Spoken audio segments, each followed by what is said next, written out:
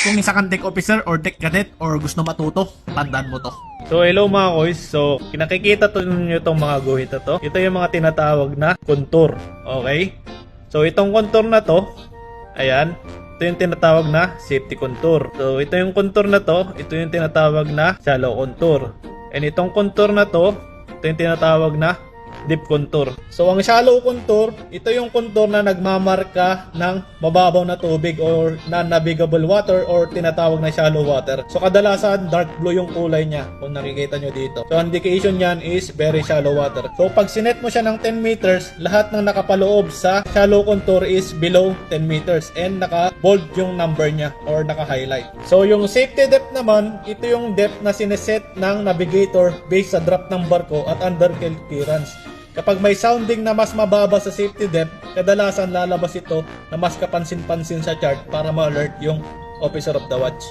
E ng safety contour naman, ito yung pinakamahalagang setting sa ECDIS, okay? So itong contour na ito yung naghihiwalay or boundary between non-navigable waters or shallow waters between deep waters or navigable waters. So may tinatawag rin naman na deep contour. So yung deep contour, ito naman yung contour na naghihiwalay sa medium depth at malalim na tubig. Karaniwan itong ginagamit para sa mas madaling mabisualize ang iba't ibang depth zone sa chart. So depende yan sa settings na nilagay mo dito sa chart alert mo.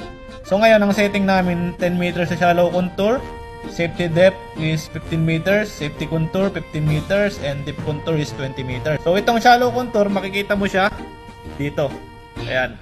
So itong guhit na to, ang depth niyan is 10 meters. Lahat ng nakapaloob dyan is below 10 meters, okay?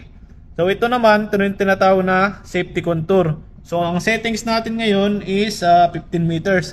So itong safety contour, from this line till this shallow contour, lahat to within 15 meters, okay? So itong deep contour naman, 20 meters yung sinet natin. So lahat ng nakapaloob dito is 20 meters and above. So kung makikita mo, naka-highlights yung mga below safety contour, di ba? So pag naka-highlights yan, ibig sabihin hindi siya safe na daanan ng barko. Pagka hindi naman siya naka-highlights, yun yung mga safe na daanan ng barko natin.